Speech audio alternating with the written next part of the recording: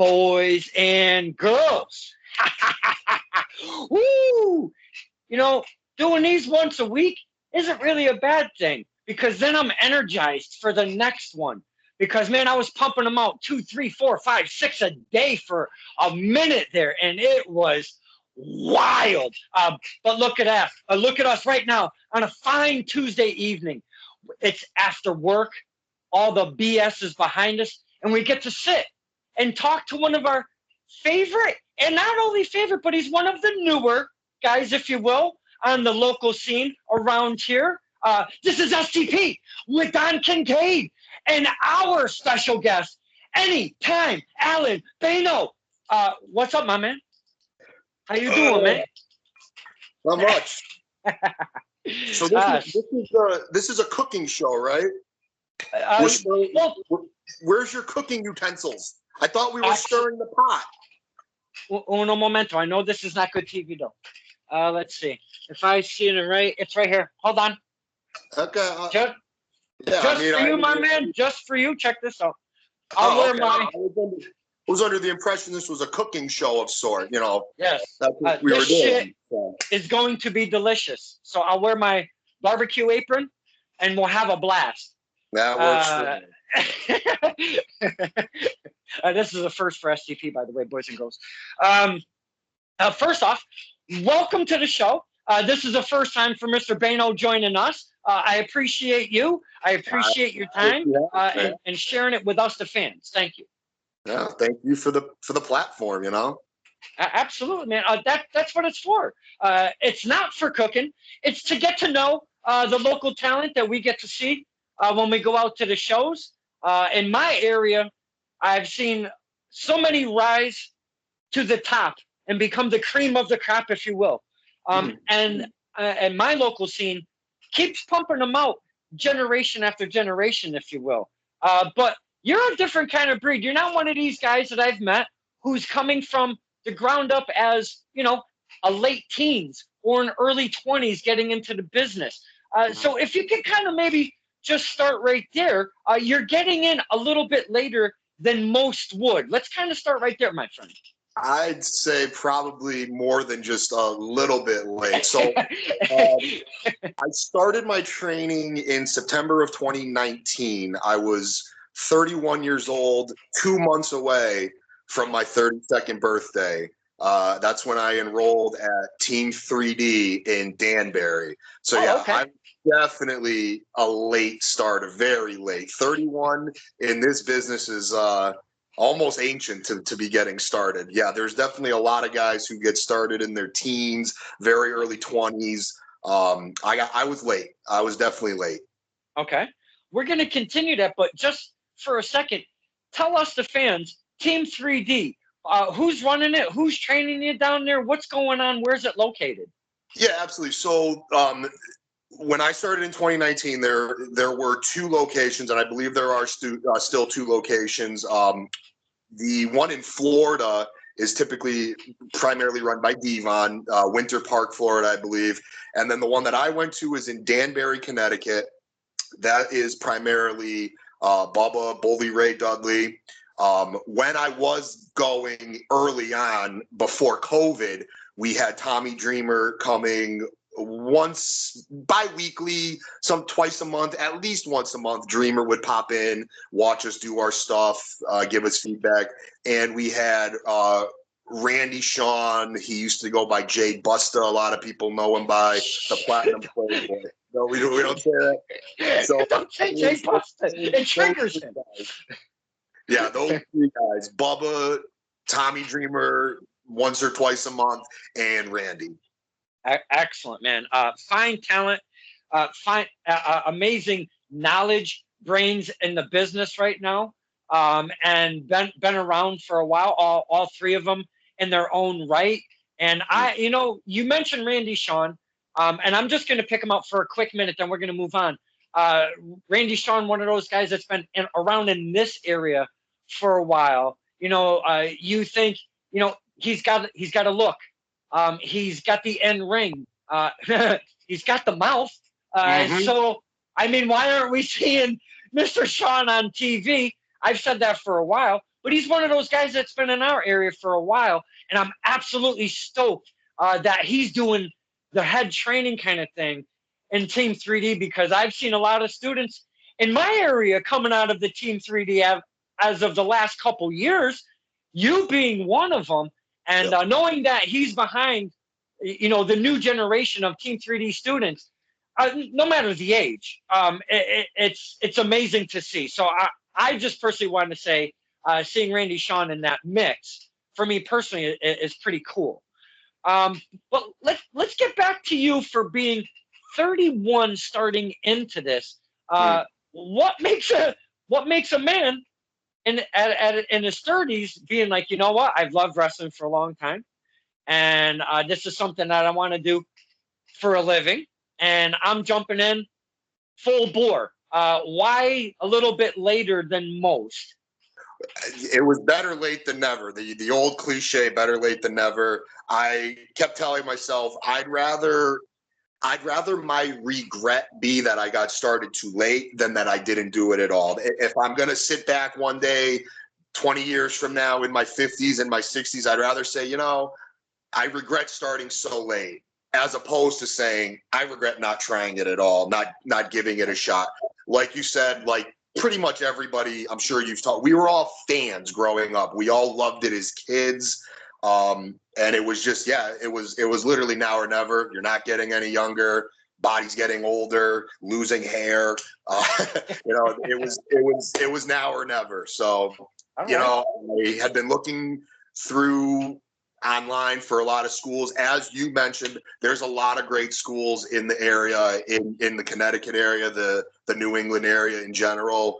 Team 3D, just, it's Bubba Ray Dudley. The guy's a legend. The guy's been everywhere. He's won titles everywhere. No disrespect to anybody else, because I am training somewhere else now. I did kind of move on. We can obviously get to that, but that's when I decided to go to Team 3D. I was there for 2.5 years, adding in the 4 months that we did get shut down because of COVID.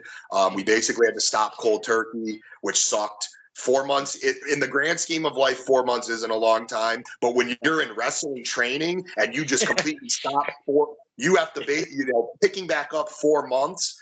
It's a lot. It sucked, but that's kind of how my mind worked when I decided to go there. And I mean, I'm not trying to harp on the age of 31 being, 50s or 60s trying to attempt to become a professional wrestler, but it is a little bit later, maybe a decade-ish or so than most do, Yeah.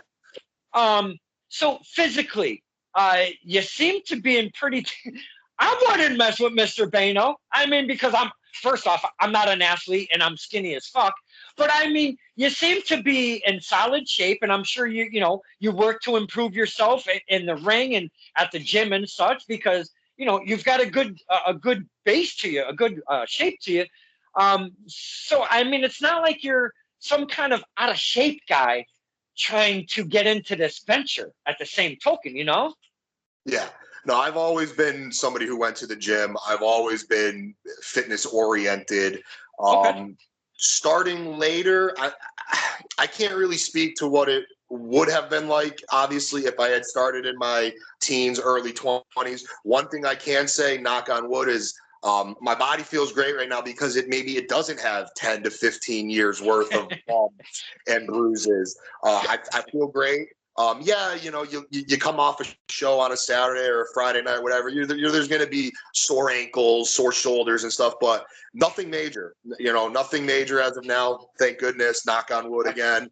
I feel great. I'm ready to keep doing this for at least a few more years, and then see what happens. We all want to make it as high as we can, as big as we can. So I do think there comes a time when you have to start balancing, am I gonna make it big, or, if I don't have any regrets. I'm loving what I'm doing right now. I've met some great people on the local scene. I've made some, what I would hope would be friends for life doing this. That's kind of another reason why I did get into it, because I spent a lot of my 20s partying, I worked at a local bar down the street from where I lived in Springfield. And, you know, as we got older, friends that I had from high school, friends that I had from college, they were all starting to grow up, get married, have kids, buy houses. And here I was, and I was like, you know, man, you know, wrestling kind of gave me something to really invest my time into, to be passionate about. I'm not married. I have no kids. All my friends that do, you know, it's very, very tough to get us all together on a Friday, Saturday night to like go to dinner or something. So going off to a show and being a part of the locker room, the camaraderie with the boys, it's definitely something that I look forward to. And I definitely take to heart a lot of the connections that I've made over these past 4.5 years. I've spoken about behind the scenes being the locker room and such, and the relationships, the friendships, the bonds that are created back there between not just the men, but the women alike. You guys and girls, you have a shit ass day. Mm-hmm. The bills are piling up. Your car's broken down on the way to the show. You don't have the cash per se that moment to fix it. But you know you got to get to the wrestling event. Somehow you make it there and you get in the ring and you perform for us, no matter what has happened to you personally throughout that day. Mm-hmm. And that's one of the things that I would always, always, always put you men and women on a platform for, because it's always live TV. Every second you come through that curtain, no matter where you've driven from, no matter if it's the venue is in your backyard and you've walked there, or if you've driven 6 hours to get there to work a 10-minute match, a 5-minute match, a battle royal. You guys and girls get in there and do that for us. And I've always put you up there because I'll be honest, Mr. Bayno, stirring the pot. Yes, after shit days, I got to kind of turn it on and not be a bum, which Ryan Frost, you know, we do have a love connection, but he would call me a bum. But I don't want to be a bum on STP because I want to sound engaging for the fans. I want to sound engaging for my guests. And you guys and girls do that for us in that ring. And I will always, every single time, applaud you, men and women, for doing that. And thank you so much for doing so. I applaud you. We have to thank you as well. You know, you personally, for kind of what you just said, I've never seen you at a show and not be positive and full of energy. And like you know, yes, we all have our lives outside of the venues, outside of the rings. I do have a job I work 6 days a week at. My only day off from my normal day job is Saturday, and that's when I go to the gym in the morning, and then I get in my car and I go to a show usually if I'm booked. If I happen to have a free Saturday off, great. I might try to get together with some friends. But yeah, you know, you have to be able to, and it's so cliche and it's so easy to say, you have to separate your life from your wrestler's life, because when you are the wrestler and when you're a fan, you got to bring it. You gotta check everything else at the door, and you're almost two different people. I'm John right now. Allin Bayno, he's going to come out hopefully this weekend. I got a booking at PAPW. Hopefully Mother Nature cooperates. But right now, me and you on this Tuesday night, I'm just John. I'm not trying to be Allin. You got to almost kind of be two different people in a sense. But yeah, I mean, I've never seen you not be full of energy, positive, just being Don Kincaid. So I get what you're saying 100%. It's not always easy, but you know what? When I get to the venue and I pull in the parking lot, there's some kind of force field, some kind of dome around the venue, around the parking lot that's just for us. Mm-hmm. That night, if there's 5 people there, I've been there. When there's only 5 fans, me and my dad have been in that shit, okay? If there's 1,000 people, I've been there. If there's been 3, 4, 5,000, I've been to American Rana, for Beyond, at Foxwoods when there was like 3,000 people or so, maybe even more. I mean, I've been to different venues with different vibes, with different energy. And my man, no matter what the day or time and the crowd, if it's an Italian a little Sons of Italian joint and some side town or whatever, it's all the same to me. There's this like dome of some kind, but there's an opening like for my car, my little red car. When I show up, there's a little door that pops open, it lets me in, and everything just goes right away. I don't know what it is, how it is. It's some kind of fucking wacky magic out there, my friend. But that's what happens when I pull into wrestling, for real. I agree with you 100%. It is. There's like there's just something in the atmosphere that no matter what you're going through, the second you get to the venue, you see, you know, the locker room, whatever, you just it energizes. There's an adrenaline. I always heard that word. It's an adrenaline rush coming through the curtain, performing, and it is. The second you get there, your adrenaline kicks in, your juices start flowing. I feel it. I feel the same exact way, 100%. I totally understand what you're saying. There's really nothing like it, too. And the people on the outside of that force field, as you say, they'll never understand it. Primarily, maybe because they don't want to understand it. They don't care to understand it. But we will always understand it. The driving, getting there, everything that's incorporated, whether you're doing ring crew, setting up chairs, there's just, it builds and builds and builds until bell time. And it's I wouldn't trade it for anything, honestly. No, it's definitely irreplaceable. And I've been from, you know, when there's an empty room to having the ring built and the chairs put up and such and getting it all together. I've been to multiple shows. I've been to many pre-show meetings with different promotions. I've been to training sessions. I mean, I've seen a good portion of what really builds these events and what really gets put into creating and making and putting on these events. And it takes a village, it takes an army, and it's astonishing what you men and women do. Like for real, it's just insane. And the music, I always correlate music and wrestling together. I'm a former musician. I mean, yeah, I can pick up and play some shit, but I just kind of, I don't know. The shit's kind of dusty right now. But it's a very similar, two worlds are very similar, if you will, when it comes to even booking, dealing with the promoters, if you will, getting the money, you know, a lot of it, the training, the practicing, all of it. It's so similar. And I find it very fascinating that two worlds that I've kind of been in are just so parallel with each other. It's just so amazing to me. Oh yeah, no, there's a lot that goes into it, like you said. Everything involved, the communication, the training. Yeah, no, there's just nothing like it. Absolutely. Not at all. I kind of wanted to rewind a little bit on something you were saying.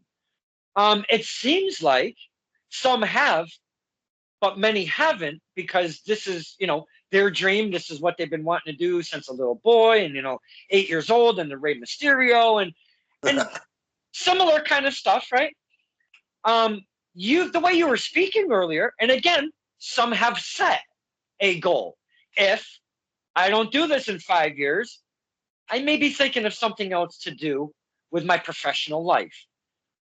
Could we go back a little bit and talk about, you were kind of speaking on that maybe this isn't, I mean, everybody wants to get to the dub, the AEW, the New Japans, and the bigger platforms, if you will. That's the goal, to provide a living for yourself and your family with this art form. And I get that.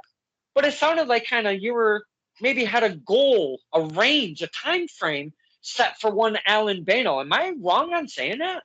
No, when you're right. Although it does kind of change from time to time. When I first started in 2019, I told Bubba directly when I met with him and we kind of had like an interview. I said I was going to dedicate my 30s to this, and I was going to give it everything I had, and I would evaluate where I was when I turned 40, and I would decide if I wanted to continue to do this into my 40s. I have told people that 40 is kind of where I'm coming to a stop sign, and I'm just not completely quitting, but I'm going to come to a stop sign and see where I'm at.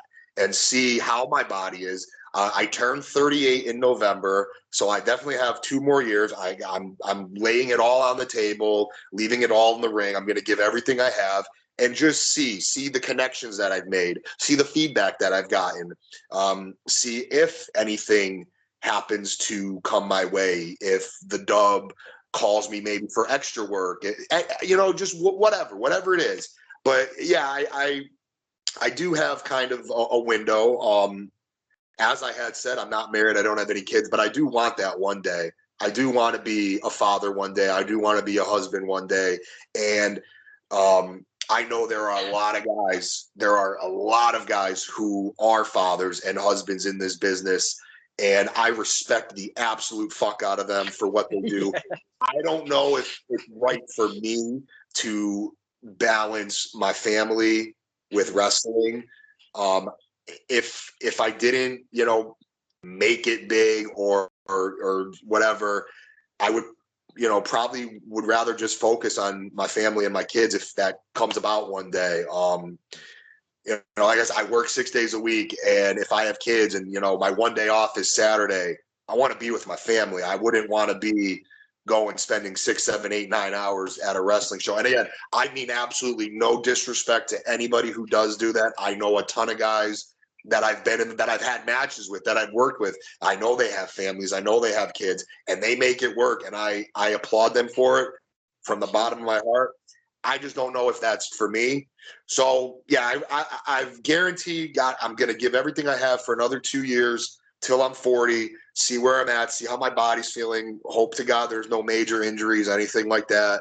And then, yeah, just see if anything does come my way. If, some big time scout, whatever they call, they are interested, they want to give me a tryout somewhere. Who knows? You never know. You never know with this business what's going to come your way, what's going to happen. But yeah, I do kind of have a mental timetable. I don't want to do this forever. The guys who do it for 30 years into their 50s, their 60s, again, nothing but respect for them. But I just can only imagine what their bodies must feel like. And I just, I'm just being realistic. I hope it doesn't come off as me, taking shots or being disrespectful to them. I know everybody's got their own life, their own opinions, their own viewpoints, but that's just kind of where my mindset is. Nothing wrong with any of that, especially when you've already made those hard decisions. Excuse me, those hard decisions. Of, I am looking to be a family man, and when that happens, I'd really like to focus on my family, because I've always said this from the very first stirring the pot ever. Becoming a singles wrestler is one of the hardest things to do in the universe. So the ones that balance more than trying to be a successful, higher platform, making a living, us seeing you on TV on a weekly basis kind of performer, kind of athlete, it takes so much just to do that. Never mind balance the family, balance the job, balance the birthdays, and all of those sacrifices that I've spoken many times with the athletes on here on Stirring the Pot that it takes to be successful. So I applaud you, my friend. That is no disrespect to anyone, because you have already made those mental notes of saying, I'm going to take my life in my hands, and this is the way I want to do it.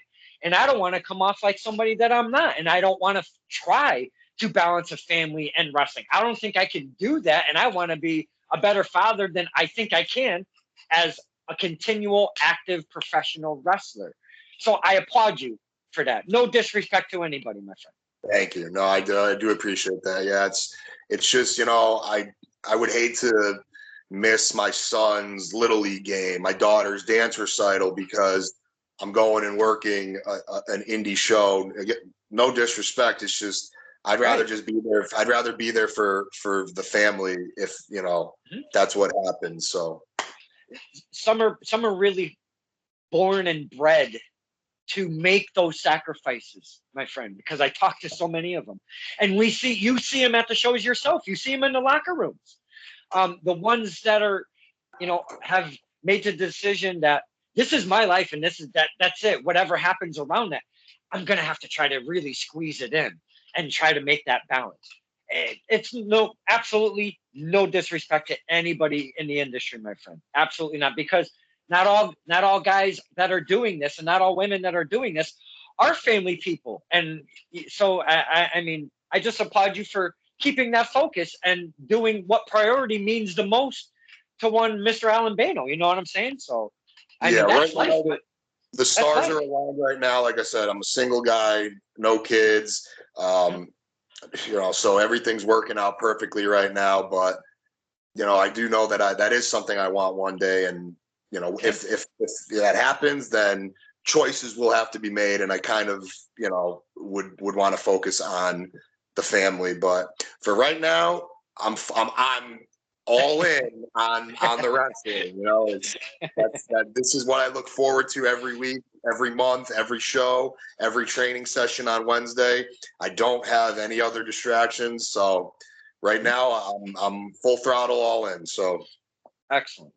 I love to hear that as well, because you need the focus, you need it here, you need the physical, you need both of them to work together to make that whole thing happen for not just you as an athlete, but for us, for the fans, because you don't want to come through those curtains and half-ass it. And that's where I'm going to get to right now, because boys and girls, if you haven't or seen or haven't heard of one night, when you type it up on the old face page and such, anytime Allin Bayno, Allin Bayno, Bayno. Now I'm spelling yeah, that now, but we're going to get to those later on anyways. yeah. But why I present that now is because if you haven't heard, just do that as we're speaking. If you're on your smartphone or whatever, watching on a computer, type him up, look him up, see what his presentation is, because that's what we're going to get into right now. That's what caught me as a fan. I hear Lady Gaga, Poker Face. This guy comes out, and he's already said it himself. I'm not saying this for the first time, and he knows it. He's got a fucking mirror. He's missing a little bit of hair. He's a little older in age. He's even grown it a little bit. I don't know if this is for the wrestling to present that little, just a little bit more in his presentation.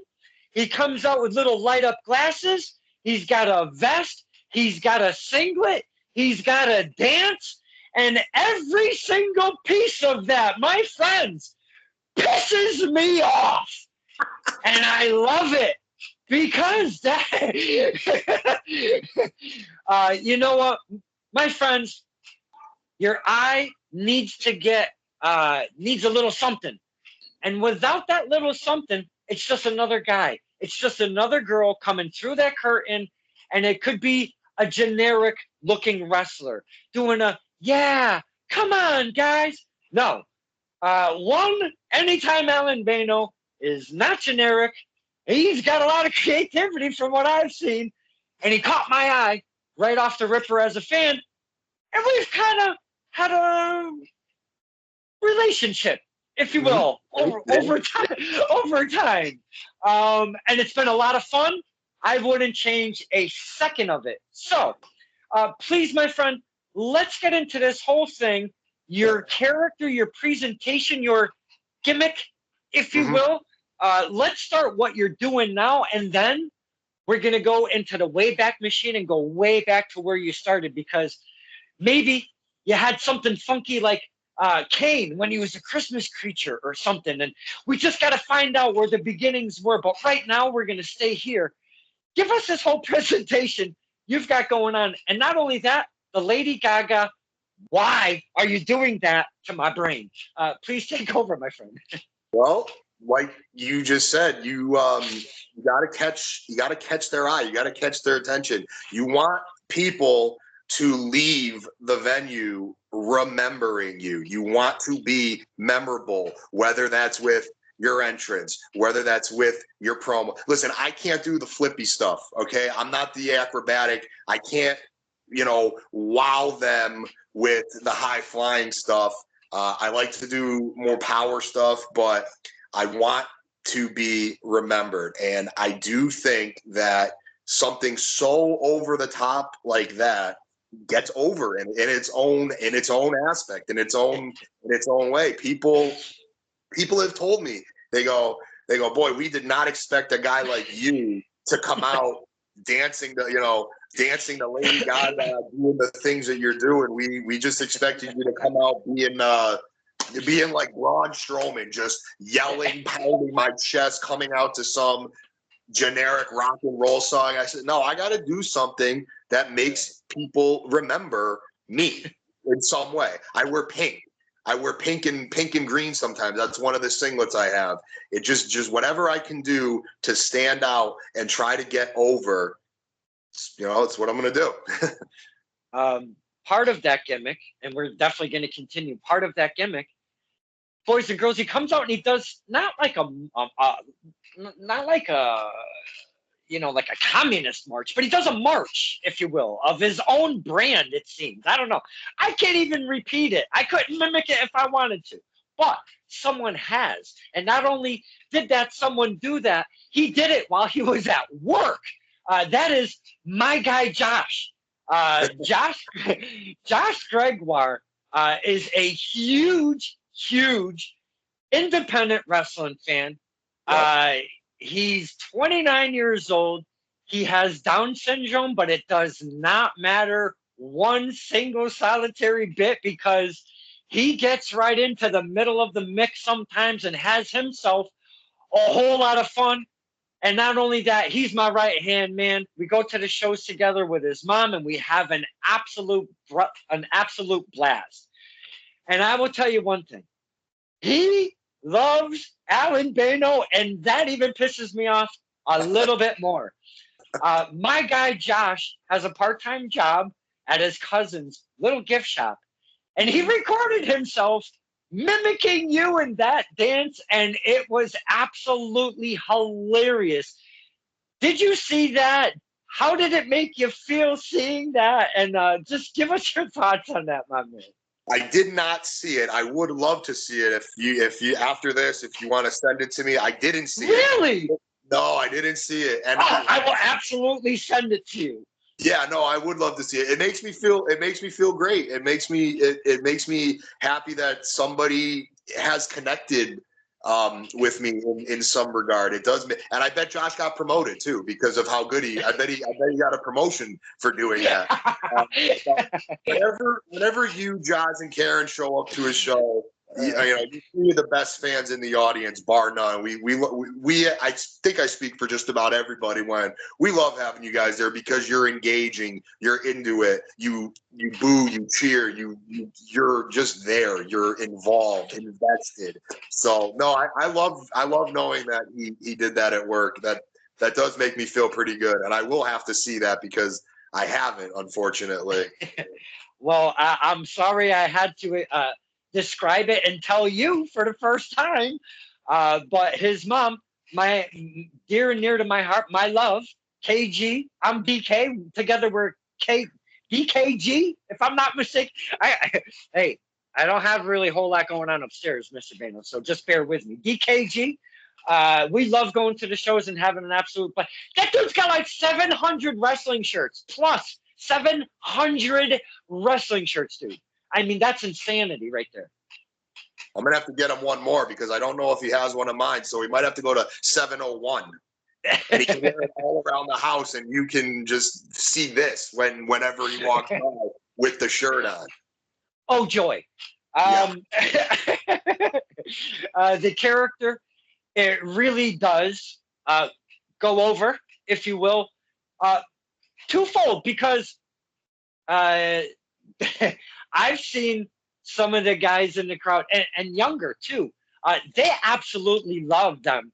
Some Bayno really standing up and this is, way before you've kind of trying to spark a little change here recently. But I've seen, you're not supposed to cheer. And I've told these guys, you don't cheer for the bad guy. What are you doing? He's like, we love Bayno. Look at him. He's amazing. And I'm like, you son of a bitches. But I boo. We have a lot of fun. We jaw back and forth. You have a lot of fun. It feels like on the other side of that guardrail, if you will, that invisible guardrail sometimes. We just have tons of fun as fan wrestler doing that dance. And again, you're not supposed to cheer for the bad guys. But my point being is you have gotten yourself over to a degree with some of these fans with just your entrance and some of that pompous shit that you present in the ring. And my friend, I freaking applaud you for doing such. Well, I do think so. Actually, what you just said is perfect for what I'm gonna say now. Is because you're right. The Lady Gaga stuff, when I'm a heel, sometimes it goes in reverse, and it's so goofy and so over the top that people do cheer for it. So I know a couple months ago you were at a PAPW show. I believe I worked with Hunter. I did find online a cover. It's more of a rock cover song of Poker Face. I do sometimes come out to that when I am trying to be serious heel and not get the crowd to react as the way that they do. So if I'm gonna be moving forward, I think if I'm gonna be booked as a babyface, it's 100% Lady Gaga, no questions asked. If I'm being booked as a heel, I may be using that cover rock version of Lady Gaga, because like I've come out to Lady Gaga as a heel and I've tried doing the whole loser thing, and still people cheer for it, and it just doesn't. It's just so goofy that it gets over. So yeah, I do have two versions of that song. One's a little bit more, heel serious. So you'll probably hear both of them moving forward. But I love doing the Lady Gaga. I really do. When it starts playing and I'm behind the curtain, I'm like, yup, let's go. Time to go.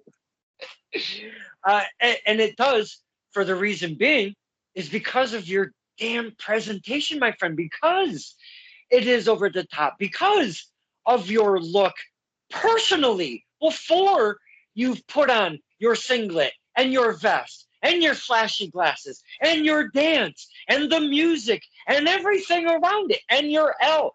That is why. It's all of those little pieces that you've come together with on your presentation. And I mean, let's be honest.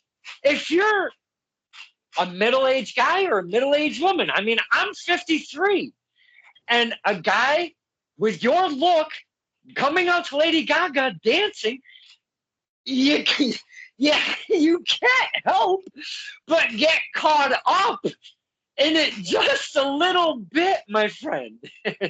Nobody expects it. If they happen to see me like selling merch before the show, before bell time, and they don't talk to me or anything like that, when that hits and I come out, they're like, "What is this about?" Like, this is just this is. I've had videos. I've seen middle-aged women clapping with me. They're dancing. They're having, and that's what I try to do, is just be memorable, make them remember you, have a good time, and just I as you had said, I have the best time when I'm out there performing. I make sure that I'm having fun. Win, lose, or draw, nobody has more fun than me. There may be better wrestlers than me. There may be guys that are stronger, guys that are faster, guys that are more aerial, but nobody has more fun than me. I have as much fun as the next guy. Absolutely, you do. Visually, I see it, and it seems like you're having a great time doing what you love. It seems absolutely you have dove into this, and you're doing it 100%. You're coming through the curtain and giving us something, and we've latched onto it. And I applaud you for doing such. And I know we've been on the presentation of you coming through the curtain and the entrance song and everything that's been going on for a little bit. But my goodness, that's what really got me as a fan. And many times I see you, we have this little thing going on. But I want to get to a recent show, being Tetsu Pro Wrestling. Yep, my debut with Tetsu. Tetsu's a little bit different because they offer a 6-side ring like the old TNA days. So it's a little different all around, and it's your debut. So first off, my first question is the 6-sided ring. Could you please describe to us, the fans, because we're not in that thing. I mean, are you kidding me? I'm only like 130 pounds. I'm not getting in there. You guys are too rough. Okay. Please describe to us, the fans, what it's like, the difference between a standard four-sided ring and the six-sided ring that's presented by not only Tetsu Pro Wrestling, but their sister company, Cosplay Championship Wrestling. Talk to us about the differentials. Oh, it's very different. It feels smaller. You know, I took like I took like 2 steps and I was already at a turnbuckle. I tried in that match that you're referring to. I tried to stay in the center because the center is usually the same, whether it's a 16-foot, a 20-foot, an 18. I just tried to stay in the center. I tried to command the center. But yeah, it's definitely a whole new experience. I was happy to have had that opportunity to work that match. I had always wanted to work for Tetsu for the past year and a half, specifically because of that 6-sided ring, because I wanted that experience. I wanted to know what it was like. Like you said, we saw it growing up on TNA when they were doing the 6-sided ring. I saw that all through my 20s, and it's so different, but it definitely feels smaller as soon as you get in there. You start running the ropes, your ring awareness, your footing. You have to be a little bit more self-conscious of where you are. If you're going to do something, a move to somebody, your positioning has to be perfect. You don't want to hurt anybody. Obviously, you never want to hurt anybody, but it's a whole new element to the business that I was very fortunate to experience and to get to maneuver my way around in it. I really enjoyed it. I hope to be back at Tetsu. I think I did, left a good impression on the promoter Xander, and well, I mean, I'm in talks to do that cosplay. Let's just say that there's going to be three days of that. It's a Friday, Saturday, Sunday, and nothing's been made official yet. But I'm working on my schedule, and I am in talks to hopefully do one of those shows. So okay, maybe seeing me in the 6-sided ring a little bit sooner than later. Now, Cosplay Championship Wrestling, they do the Kineticon once a year, but they do it as a 3-day event, Friday, Saturday, and Sunday. They do, Correct. I believe, 5 shows or 6 shows throughout 3-day process, but it's like maybe a 2 on Saturday, 3 on, or 2 on Friday, 3 on Saturday, maybe 1 or 2 on Sunday. I forget their exact schedule. Yeah, I just saw the post on Facebook or a couple days. Yeah. I think it's 3 on Saturday. It might just be 1 on Friday and then 2 on Sunday, or it is something like that. I'm like 90% sure it's definitely 3 on Saturday. Saturday's going to have the most days. Yeah, there's a lot of opportunity there, and it's a big crowd. There's going to be a lot of eyeballs there, so it's definitely it's something I'm looking forward to, and I do it. Nothing's official yet. I'm in talks, but I hope the stars align and my schedule aligns to make it work for one of those. Okay. There's nobody here but just me and you, okay? Okay. Cosplay Championship Wrestling, they bring characters to life, being video games, comic books, movies, cartoons. We've seen Mario and all sorts of Black Canary. Skylar, she was on here. Skylar Gray, she was a Black Canary and such. Shh, I won't tell nobody. And I know it's not official, but what would Mr. Bayno's character be at Cosplay Championship Wrestling? Well, life is like a box of chocolates. Never know what you're gonna get. Bubba was my dear, very best friend. I mean, look, I already got the beard. I've already got the hair. I might just come running out to the ring. I don't know. That's an option. Do you want to know how I got these scars, Don Kincaid? That might be another option. So I'm exploring the options: video games, movies, comic books. But yeah, if I could be, I think it'd be really funny if I could pull off Forrest Gump or the Joker. I've been the Joker for Halloween. I've been the Joker before for Halloween, painting the face, spraying the hair green. It's I already have a purple singlet too, so who knows? But Yeah, those are the two that like jumped out to me was for again just being fun, just having fun, trying to make people remember you. So who knows?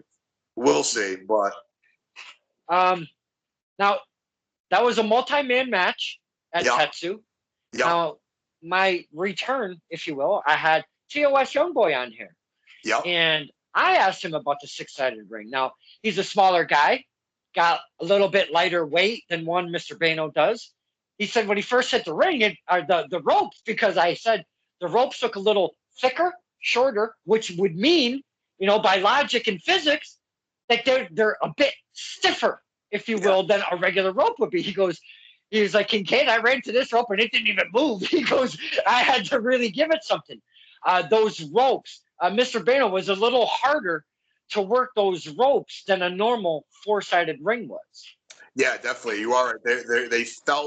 They felt tighter. I hit them one time. They did a whip, and I ducked under a double clothesline, and I gave Damian Black and TOS Youngboy a double close. And yeah, when I hit them and came back, it was definitely they were tight.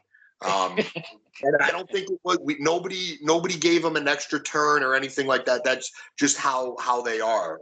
Right. They definitely were tighter. Going the diagonal instead of just straight across. When you're in training, you're taught, kind of your footwork, and now you're kind of going diagonal instead of just straight across. So it was something that just you just had to kind of do your best with and roll with. But TOS Youngboy was great. He was great to work with. That was my first time working with. That was my first time actually working with all three of the participants that were in that match. I had been on shows with Bobby in the past, and I had been on shows with Damien in the past, but we had never worked together. So that was a great experience in itself too. I really valued that match and that opportunity. Bobby Ocean, been around for a hot minute in our area, one of the veterans, head trainer over at Tesla Strength Wrestling at the dojo, Tesla Strength Dojo in East Hartford. You've got TOS Youngboy, one of their new generation students coming out of there. That's what the TOS is, Tesla Strength. You've got Damian Black. He's been around way before me, and then he kind of took a hiatus, and now he's come back. And then you have Mr. Bayno, new to me around this area the past couple years. Maybe been around the business for, like he said, he kind of got in his 30s. He's about 38 now. I've only seen him for a couple years, so it was a great mix of talent for me personally to see all you guys mix it up. TOS Youngboy debut.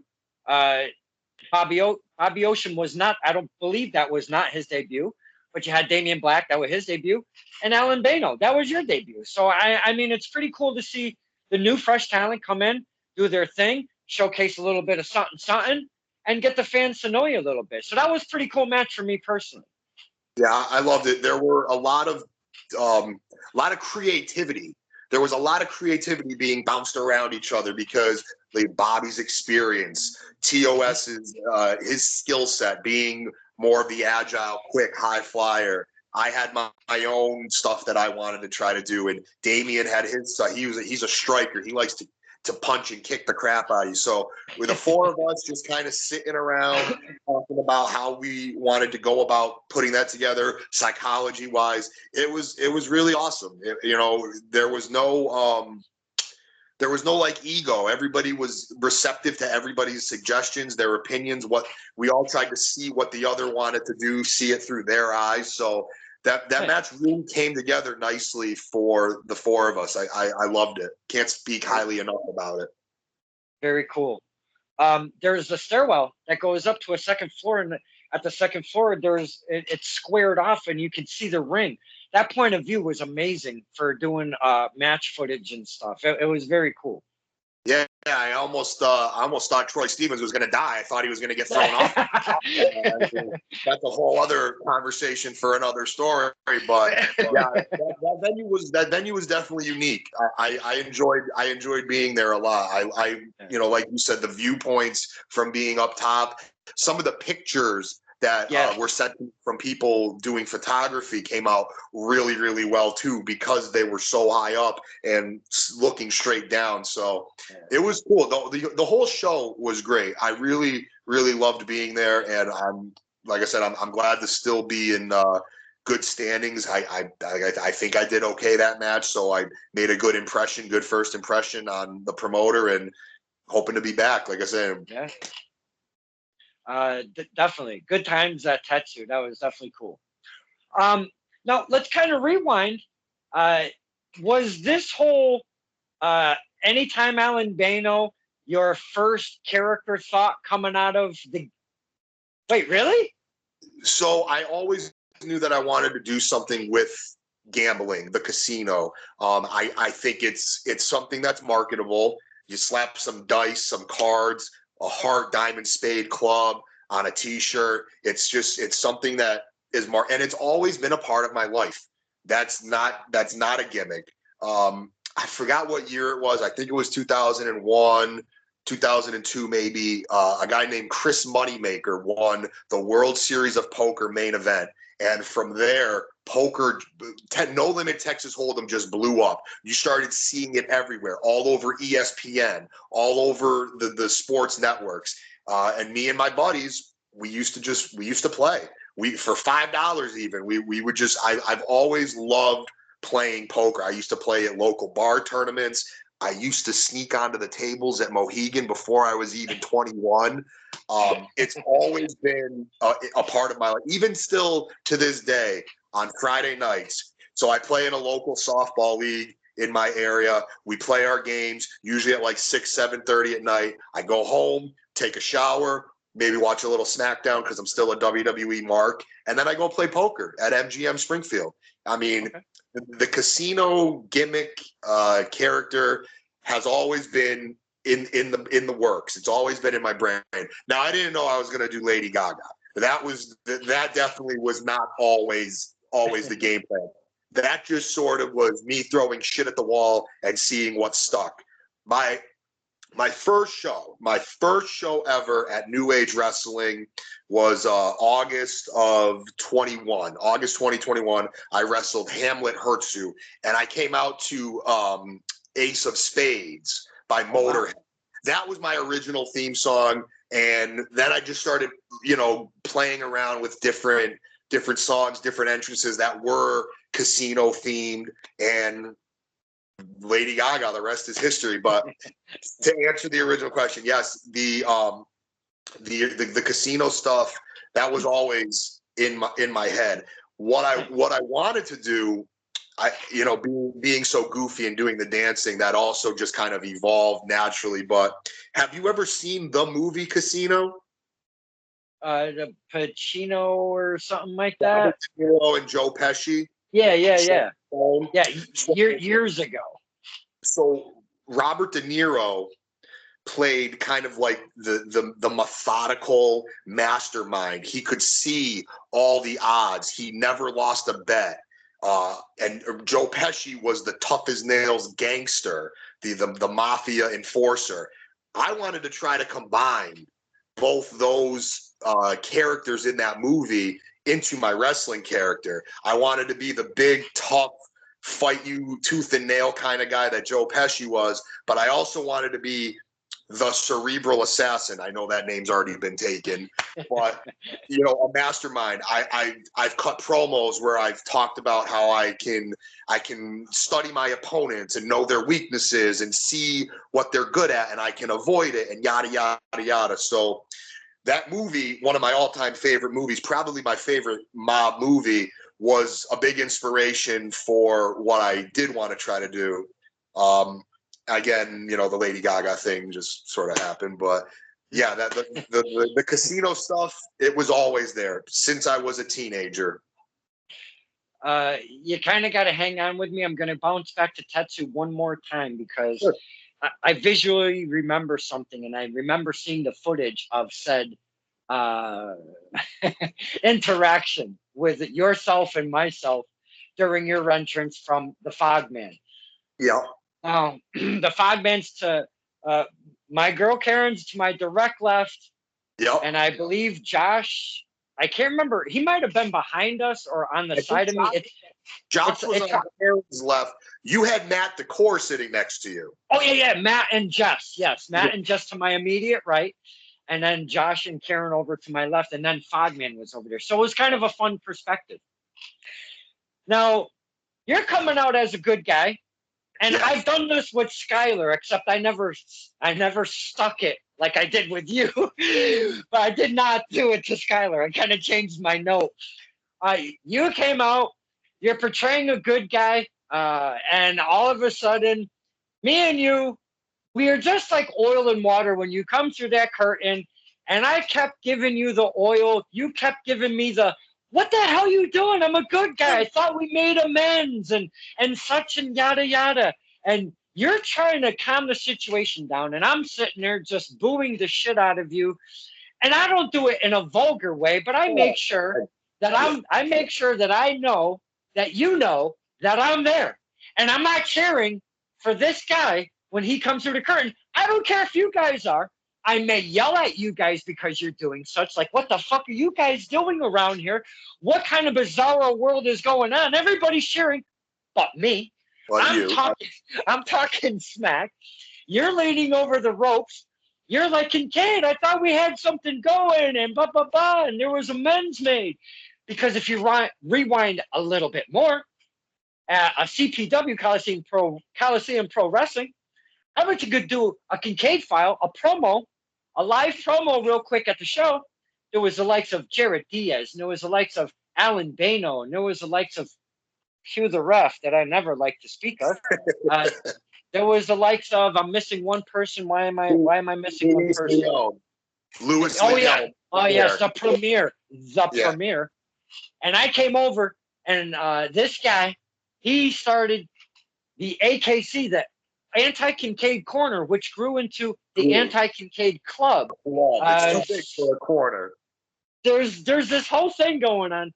So I've rewound twice now, back to Tetsu and even back further to all of that. Slap all of that together. Take those two interactions. Me and you, can you just tell me that I'm going out on a limb right here, my friend, and saying that's just a fuckload of fun that we have at the shows, man. I mean, come on. Is that not some beautiful back and forth with the fan kind of thing right there? Oh, there's absolutely no denying it. I've told you, I've told other people, you're the honestly like one of the best fans in the area because of how engaging you are. Whether I'm playing the heel, whether I'm the baby face, I know that you are not going to hold back, and you're just going to be genuine and natural. And it's almost what we come to expect as local performers, is that hook, line, and sinker. Don Kincaid is going to be just genuine, no matter what. He's gonna tell it like he feels it is. He's not gonna hold back. He's not gonna sugarcoat anything. Yes, our interactions are second to none. No questions asked. Tons of fun. Many memories made with one Mr. Allin Bayno. Excuse me. I'm gonna go back even further now. See, I told you it's just a roller coaster. That's fine. Did you grow up as a fan? I mean, I know you did the 31 start thing here or whatever, but did you grow up as a fan, or did you kind of become a fan later in life? How did this wrestling become part of Mr. Bayno's life? So I think I was like 8 or 9 years old. I remember I was going to a sleepover at my buddy Joey's house, who I don't even know where the kid is anymore. I don't even talk to him, but his older brother. So we were going to a sleepover. It was like a Friday night. His older brother had taped on VHS WrestleMania 10 from the Sunday before. So that was my introduction to pro wrestling. I didn't really know anything about pro wrestling until WrestleMania 10. I was at a sleepover. He popped it in the VCR, and we watched WrestleMania 10. I was about 8 or 9 years old. Razor Ramon, Shawn Michaels, ladder match, Bret Hart conquering Yokozuna, that whole show. From then on, I was addicted. I'm sure my mom and dad thought it was just going to be a phase. Here I am now, 30 years later, still as addicted as ever. So yeah, WrestleMania 10 was my introduction. The following year, me and that same kid actually were at WrestleMania 11 in Hartford. Oh, nice. Yep, we went to WrestleMania 11. We got to see Bam Bam Bigelow versus Lawrence Taylor in the main event, and then it's progressively gone on from there. But yeah, so that was my introduction to wrestling, and yeah, I've been hooked ever since. Nice. And you did mention you are still watching the current product. Yeah, I feel like you have to.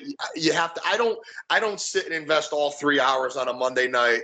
I don't sit and invest all 2 hours on a Friday night. Thank goodness for social media, because you can watch the whole show on Instagram and just know everything that happened. I can just scroll through Instagram and see reels, or I could watch a 10-minute recap video on YouTube and know everything that happened in the 3 hours. But yeah, I do still keep up with the product. I like to know what's going on as much as possible. Same thing with AEW. I try to watch as much New Japan as possible. TNA, MLW, NWA. I try to, yeah, I do still try to watch. Watch, but like study, learn at the same time. See what people are doing. I mean, it's a copycat business. You try not to steal directly, but you get influenced by things too. So yeah, I don't think there's ever really going to be a time where I just completely stop watching the product. Watching footage. Do you watch your own footage from the matches that you've had to critique yourself, because you're your own worst critic and everything, and you want to get better, and I should have done this instead of that? Or some guys and girls, they don't really watch everything. They'll pick different things to watch. But are you one of these performers and athletes that watch back to the footage? Yeah, I'll at least watch my match back at least once. I'll watch it back, and yes, I am very, very hard on myself. The guys who I train with know I'm very hard on myself. I'm a perfectionist, and I am far, far from perfect when it comes to this business. I always think that I could look better. I could lose a couple pounds, certainly. I could do things more crisply. But no, I do watch my stuff back at least once, and it is actually more on the negative side. Like I don't show my stuff to people and brag. Like, look how good I did this. Look how great I am. I watch it back, and I critique the shit out of myself. So I feel like everybody should. If you don't, I don't. Everybody's got a different philosophy, a different approach to this. I don't know why you wouldn't watch your stuff back, in a sense, to get better. But to each their own, I guess. But I definitely do. You spoke of not training at the Team 3D anymore. Let's kind of get there, because you have to keep on your game. Mm-hmm. You have to. It's a never-ending learning. It's just like the guitar. It's a never-ending learning process. Talk to us about where you're training and keeping, your chops alive here. Yeah, so it's been almost about a year now. I think it was August of last year that I went down to PAPW and started training primarily on Wednesdays with Paul Roma. The way they kind of do it down there is Monday and Tuesdays are for the new guys, the rookies, the beginners sort of thing. And then as you progress, you get to go to Wednesday nights, which is more for like the veterans and stuff. And I had messaged Roma on Facebook and told him I was interested in, getting ring time there and learning from him. And we've had a great relationship since day one, honestly. I absolutely love it over there. We have such a great group of people that train over there. There's a little bit of something in everybody that I like to try to learn from.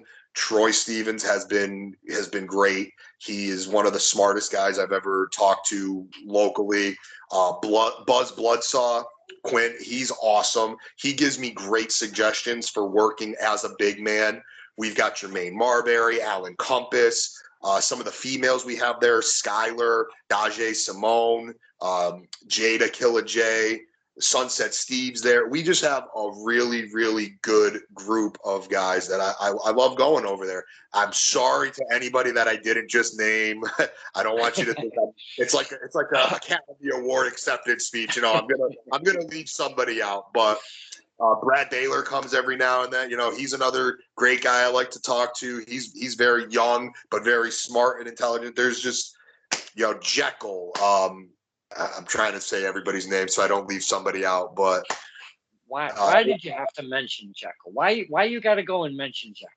I don't know your hit list. I don't know the people that you don't get along with. You didn't include me in. You didn't smarten me up. Well, you think me and Jekyll hang out? You think I cheer for Jekyll? Oh, Jekyll and my dad are friends some fucking how. I don't know how that is. I don't know, but yeah, that's where I train pretty much every Wednesday. Unless I have like softball or something, I may miss a training class here or there, but yeah, pretty much every Wednesday I go out to PAPW. It's about 40-ish minutes from where I work, so it's not a terrible drive.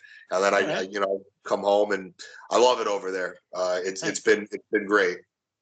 And for the boys and girls that don't know, and I've spoken about them a ton of times on here, PAPW is Paradise Alley Pro Wrestling. It's in East Haven, and it's on Co Ave, and it's run by Paul Roma, Mario Mancini, Steve Tracy, and I'm missing some Paul Perez. Yep. There are masterminds over there doing their thing and molding students from the ground up, and they have a training facility over there. That's another training school you can look up yourself. So I mean, again, that's why we ask these questions, because then you never know if there might be an aspiring young wrestler on here that's looking for a place to go, and we just want to open avenues for the younger generation coming up, Mr. Bayno. Yeah, absolutely. The two that we've mentioned, TOS and PAPW, you can't go wrong going to either one of them. Honestly, you will get top-notch education, on the business, on all aspects of the business. Not only just the in-ring stuff, the out-of-rings, how to be a professional, how to act in the locker room, how to do everything the right way. You can't go wrong with either place. So if there is somebody out there that needs that little push over the edge, hopefully maybe this can be it. Do it.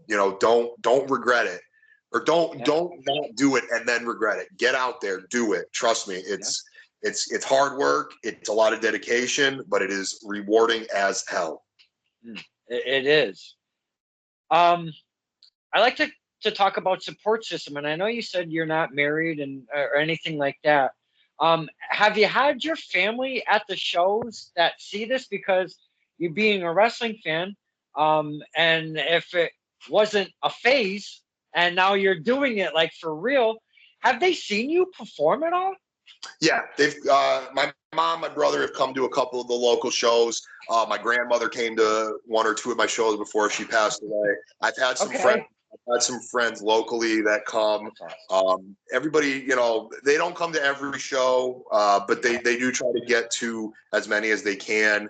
I don't really expect anybody to come to the ones that are far away. I was born and raised in Western Massachusetts in Springfield. I have had the fortune of working for a company, New Age Wrestling, that is located in Springfield. I've worked for Howa, who has done stuff in Western Mass, Holyoke, Springfield. So whenever I'm local and my friends on Facebook see me share a promotional post or anything like that, they do typically try to get to see me. And I'm very, very, thankful for all the support.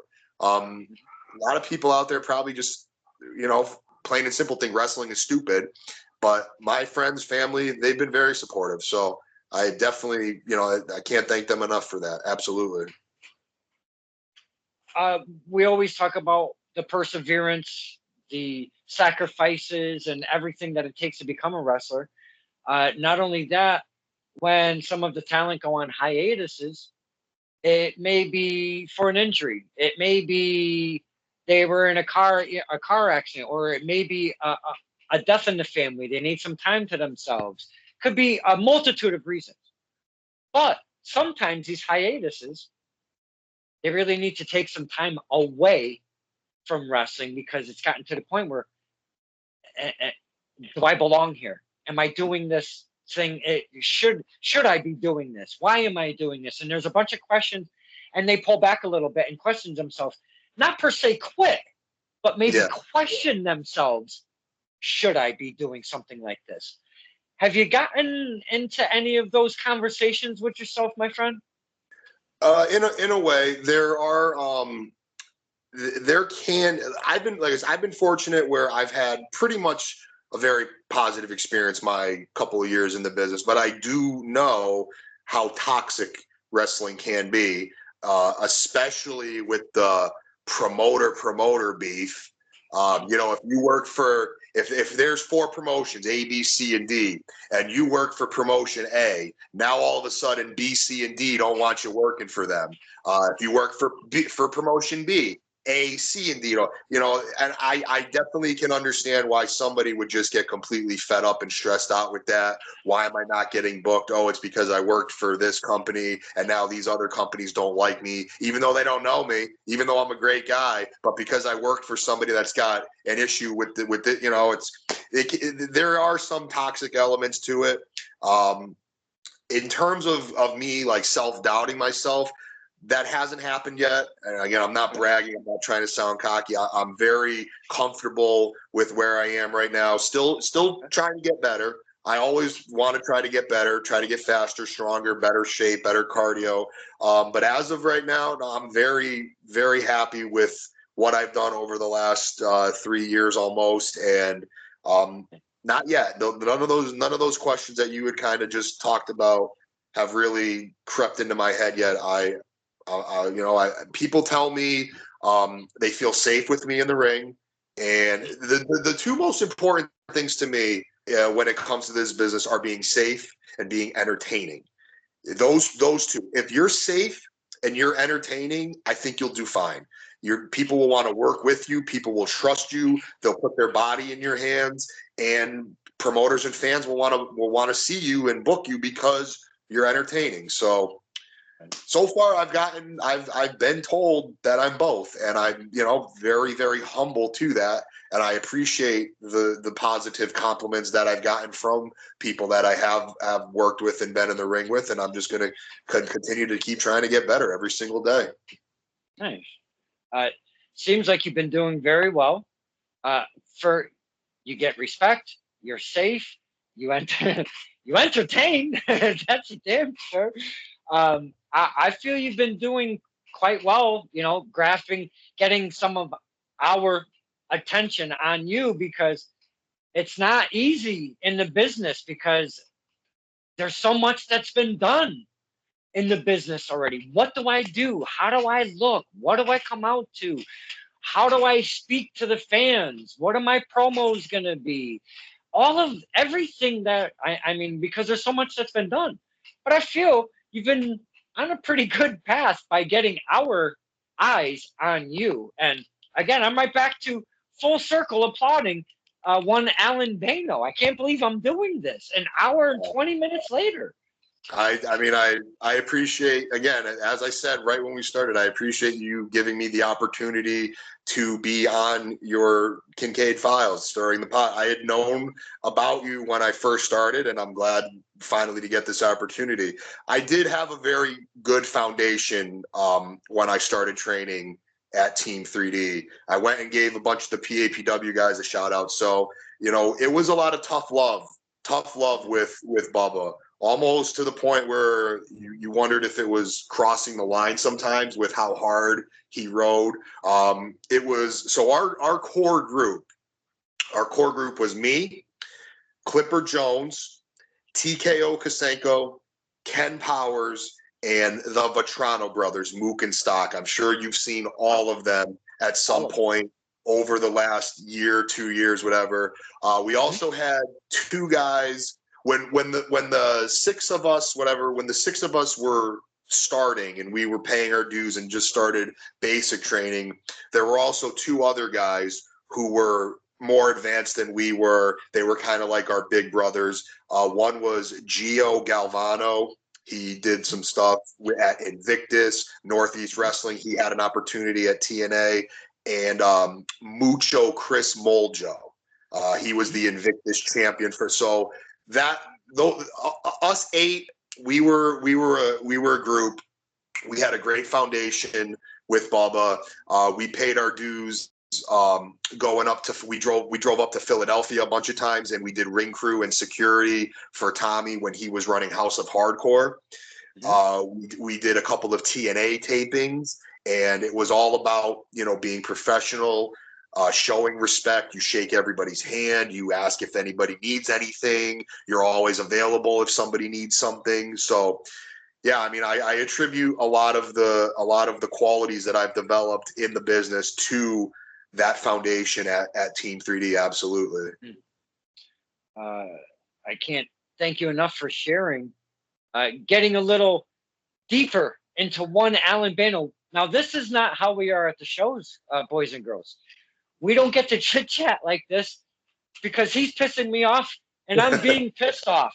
That's my job. So this isn't the rapport we have at the show. So it was different, I'm sure, for both of us to really sit down and kind of chit chat and just actually have a decent conversation. And boy, did we get to know one Anytime Allin Bayno tonight, man. You really shared a lot, and I cannot appreciate you spending your time with us, the fans, pulling back the curtain, because that's all this really was. This was a full pull back the curtain kind of thing. One Mr. Bayno, he wasn't getting into character. He wasn't, you know, presenting something. He was just coming in, being himself. I keep calling him Allin Bayno because if I call him by his shoot name, I just feel really weird. I call all the wrestlers by their ring names. I don't know what it is. I feel dirty when I call them by their real names, and I can't do that. No, that's a big respect thing, and I appreciate that. But like I said, tonight, on this Tuesday night, I'm just John. I'm just being John. I'm not Allin. I'm not trying to make you cheer for me. I'm not trying to make you boo me. I'm just talking to a great dude, a great guy about wrestling and where I've, you know, come and where I want to go. So it's just me tonight. Well, I appreciate all of that because the setting of this was always, from the first episode, was always supposed to be, and I never put it in the description. Maybe I should change. A couple guys hanging out, or a guy and a girl hanging out, like you're in your living room just bullshitting about wrestling and your career. That's basically all this is. That's all I've ever wanted, you know? And I appreciate you for kind of kicking back and just kind of being open. That was very cool of you. I appreciate that. I appreciate you more for giving me the chance to kick back and be open. Without your platform, I mean, I don't know what I'd be doing tonight or who I would have been able to talk to about this. So I appreciate you right back, Don. We appreciate each other in the industry for one side of the guardrail to the other. Before we let you go, I only have two things. Yep. Well, actually, maybe three. We're going to go three. First, for the boys and girls out there, get on the old keyboards, get on the old whatever virtual keyboard on your smartphone. How do we find Anytime Allin Bayno? May it be the Twitter, the face page, the Pornhub, any of those. You hit us with those handles, and we'll go find you. Yeah. So if you just type in Allin Bayno on YouTube, you'll see pretty much any match that I've had that's been recorded and uploaded to YouTube. My Facebook is Anytime Allin Bayno. The Allin is all in, ALLIN. My Instagram is it's John AL Bayno, BAYNO, and the number 1. So John.al.bayno1. And you can also find me on I do have a TikTok. It's John_Albano. But those are pretty much really I have a Twitter and X. I am never on it. I don't know what it is about Twitter or X. I know I should be on all of them more. But the three that I primarily post on are Facebook, Instagram, and TikTok. You can find me on any one of those. I'm always sharing the promotions that I'm working for up and coming. So if there's a show in your area, you want to come check it out, please do. There's a lot of talent in this area. Everybody works their ass off.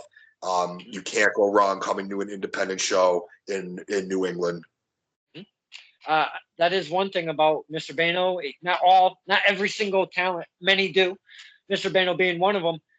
Getting the event page out there, getting the poster out there, getting the graphic, the match graphic out there, cutting a promo, all of that stuff. So again, fan to wrestler, I applaud you for those efforts, because those are those little things. You keep doing it. We keep seeing them. We keep seeing your face and all of that stuff, and we get more Bayno in our face the more we remember you. Yeah.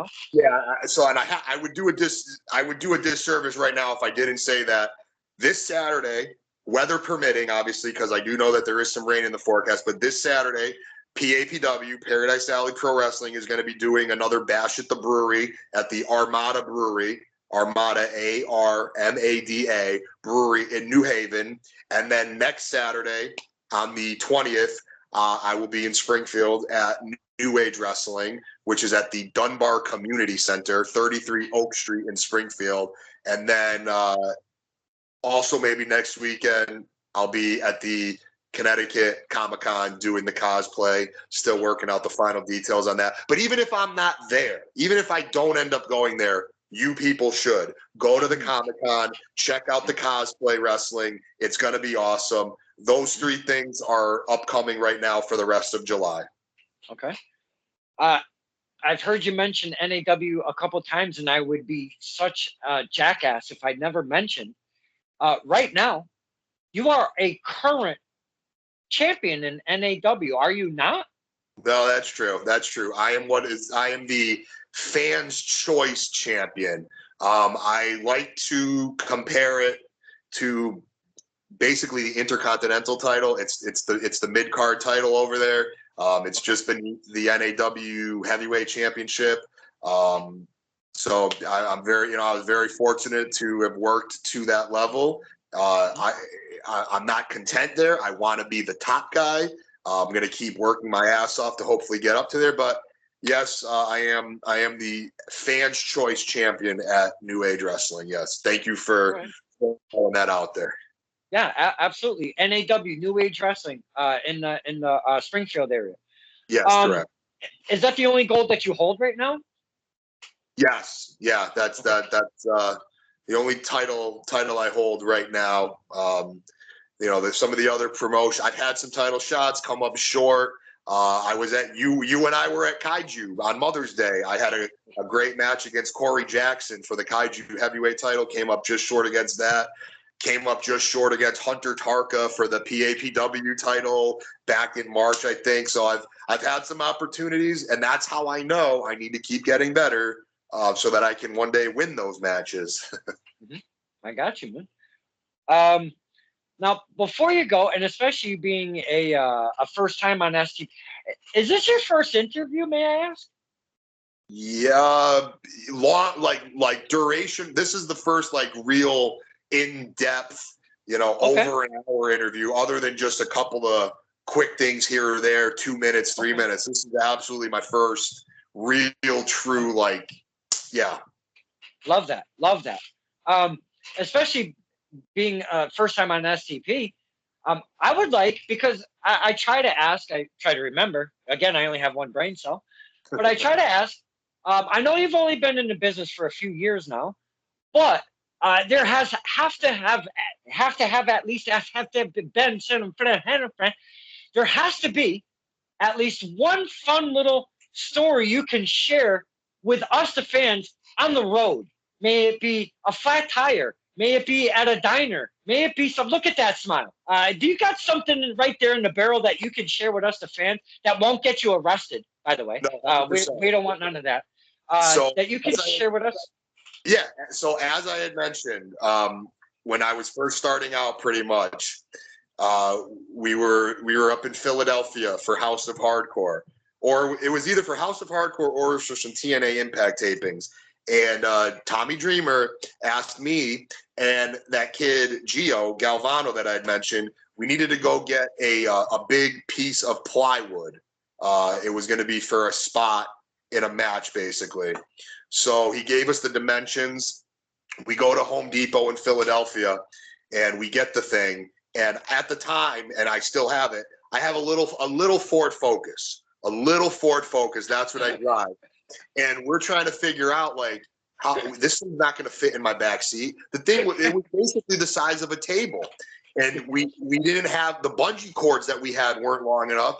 So me and Gio rolled down the windows, and we had each our arm on top of the hood of my car with the plywood, and we're just driving as slow as we can through the streets of Philadelphia with a big giant ass piece of plywood on my tiny little Ford Focus. I got my left arm out the window holding it. He's got his right arm out the window holding it. And we're just like, man, I hope this doesn't get us in trouble. I hope this thing doesn't fly off and hit somebody. I hope we don't get pulled over. And then I don't even think they ended up using it in the match. Shut up. Yeah,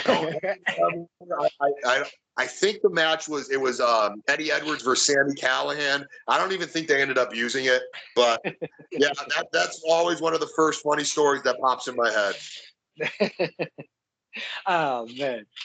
Well, thank you for sharing everything, pulling back the curtain, having some laughs, and just really getting to know us, you, together. Good stuff, my friend. I cannot thank you so much for spending a little bit of time here. An hour and a half we hung with Allin Bayno tonight. Check that shit out. I can't thank you enough, my friend. I'm thankful to you and to your followers and to anybody who's going to see this. I thank you. Awesome. Boys and girls, get out there on the old keyboard. Check out the places that we've mentioned. Check out Allin Bayno's pages. Give the old like. Check out some of the performances that he has on his matches. There's a couple schools that we mentioned. You could see them up too if you're aspiring and you want to check those out. Boys and girls, this has been an amazing hour and a half with our friend. Can't believe I'm saying this. Our friend, Allin Bayno. Doesn't mean I may change my tune at the shows. We're going to see where that goes. We'll see what happens. This is Stirring the Pot with Don Kincaid and our very special guest, anytime, Allin Bayno. Thank you very much.